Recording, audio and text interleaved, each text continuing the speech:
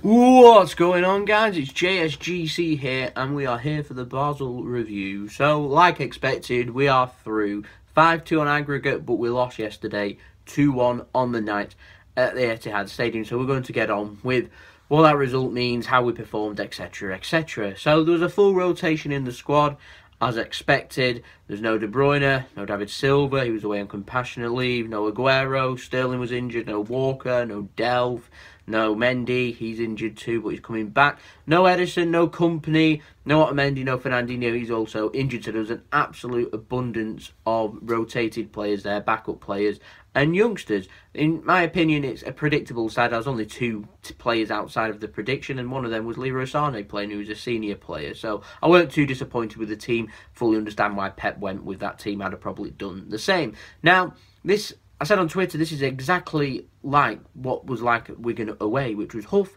and puff, dominate the game, but not dominating chances, not getting forward, not doing much.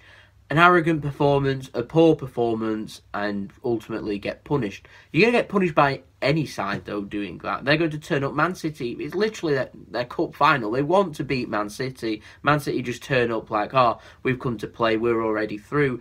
It was arrogant, it was cocky. I don't like seeing it on the pitch. I don't like that the fans have paid a lot of money yesterday to watch what was dished out in front of them. It was very disappointing. I was hoping the players had put a performance in. I'd hope they'd all function as a team, and I'd hope that they'd play to the best of their abilities, get the job done. I know the job's already done from the first leg, but I wanted to get the job done in the second leg, try and win the game, put on a good performance, put on a good show, entertain people and say to people, we want you to come back for the latter stages of the Champions League. We want you to be proud of watching Manchester City after all. I mean, the ground wasn't full yesterday, but it was as full as it was going to get for a dead match in the Champions League. Then fans have paid a lot of money, so the performance that was dished out to them yesterday, I thought was borderline disgusting. It was certainly very poor from the players. I think they should be ashamed of themselves going into this game. The first team players, they're not going to be worried about their positions now, are they, for the coming games? They know for a fact that they're going to be starting in the quarter-final of the Champions League. They're going to be starting in the big matches against Stoke away, Everton away,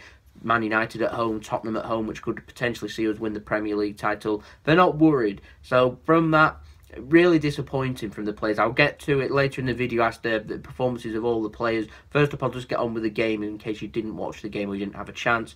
Basically, early stages, Man City, Leroy Sané cuts in, makes a good run, passes out to Bernardo Silva. He puts a lovely low cross in. Jesus is at the back post, perfectly onside, taps in. He's back from his injury. He's back amongst the goals too. Fabulous, excellent. We're 1-0 up. I'll take that every day of the week. Now, Basel over both legs, they have always looked lively. They've been getting in and around our defence. They've been in the face. They've attacked forward with pace. They've always got 3 or 4 players going forward. They've always had chances to score. This time, rather than being unlucky in Switzerland, they weren't that unlucky on this night. They were clinical. They ended up creating the same amount of chances as Man City, and obviously ended up winning the game to the put more away. So they were clinical. Absolutely fair play to Basel. They had absolutely nothing to play for. They only had one thing to prove, and that was we could go to Man City and go and beat them, and they have. Means a 36-game unbeaten run at home, which has stemmed over, I think it's a year and a bit. I think it was 2016. I think it was Chelsea.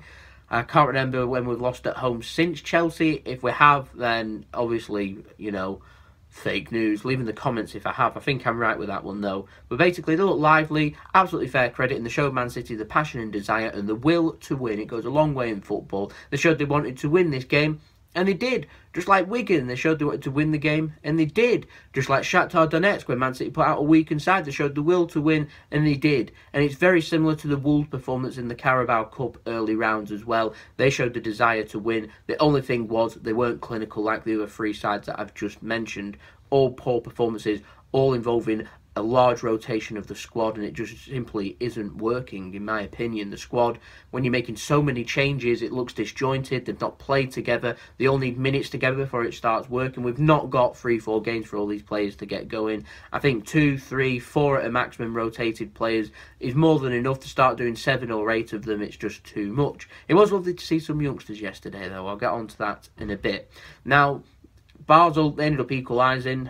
Kind of gets the run of play as well. Poor defending, deflected, ends up straight to El Yunusi. He ends up smashing home from close range. Bravo couldn't do anything about that one on 17 minutes, and they ended up equalising. And from there, we're thinking, oh, okay, yeah, Basel, they're a good side. I already said that in the preview. I think it was yesterday or the day before. I said that they are a good side. We know that they're a good side. They had chances in Switzerland. They've beaten CSKA Moscow. They've beaten Manchester United. They got to the last 16 of the Champions League.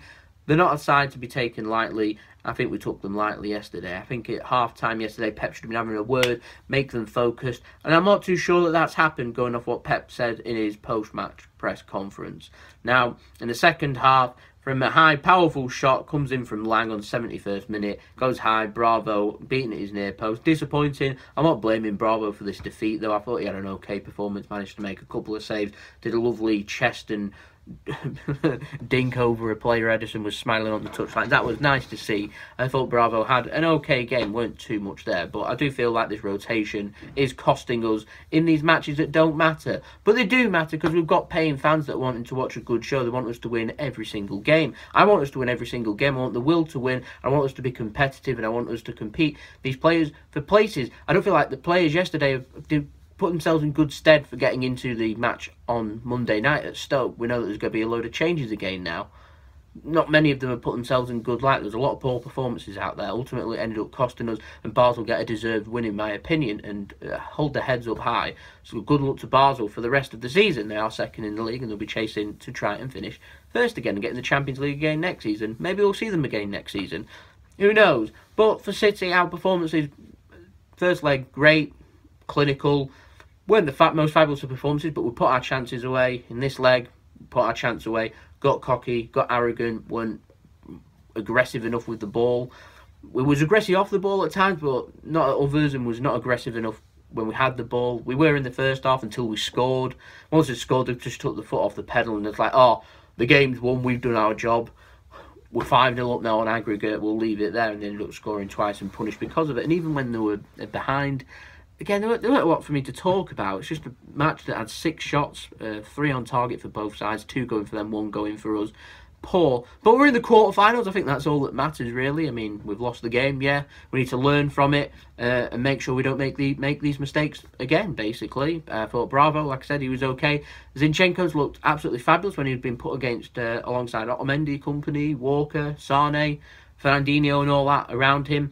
Put him up against in the rotation, didn't look that great. And I'm worrying a little bit now that teams might start exploiting that left-hand side of City, start having a real go at Zinchenko, knowing that he can't really outpace them. He's just technically got good control and is a good passer of the ball. Kind of like Fabian Delphin, it's very limited. So Mendy coming back might be very important for this final push at the end of the season. Fingers crossed he can come back soon and obviously stay fit. Gundogan didn't have the best game. Danilo didn't have the best game. All poor. John Stones and Laporte, this partnership again, had it at Wigan, looked shaky at best. It looked shaky again yesterday. Laporte, I must say, has to be third choice. He looked calm and collective. John Stones just looks a shadow of his former self. I really don't know what's up. All I think is, people keep going on about his injuries. My opinion is, I think John Stones just needs minutes. I think he just needs to play game after game after game after game. That might come once we've won the Premier League, and it might get him in good shape then, I think, for the World Cup. But we've not really got patience or time to put John Stones in and give him 3 or 4 games to really get going. We can once we've won the Premier League, obviously. I think John Stones would thrive playing alongside Otamendi, Kyle Walker, etc., rather than playing alongside Danilo and Laporte in a new partnership with Bravo behind him and everything, and not Edison. I think that he thrives along playing alongside other good players, just like Zinchenko does. So hopefully we'll see the best of that come the end of the season. I think they just need to carry on working hard, and when we do get given a chance, take your opportunity and play well. Don't dish out what they dished out yesterday. Didn't like it. Was nice to see some youngsters though. I thought that Brahim Diaz, when he came on, looked absolutely superb. He was aggressive, he wanted to do stuff, he was running, he was chasing after the ball, he wanted to win, he wanted to score goals, he wanted to get in the right positions, he wanted to cross the ball. He's doing all the right things. Phil Foden, for all the minutes that he played starting, again, he looked fantastic, chasing down, trying to win the ball, keeping the ball in play, running around, making sure he was seen, making sure he was here, there and everywhere, just like you'd expect from the youngsters. It's nice to see Adara Bioyo come on from the bench too. Like I said, Zinchenko, even though he's young, it's nice to see him in the squad too.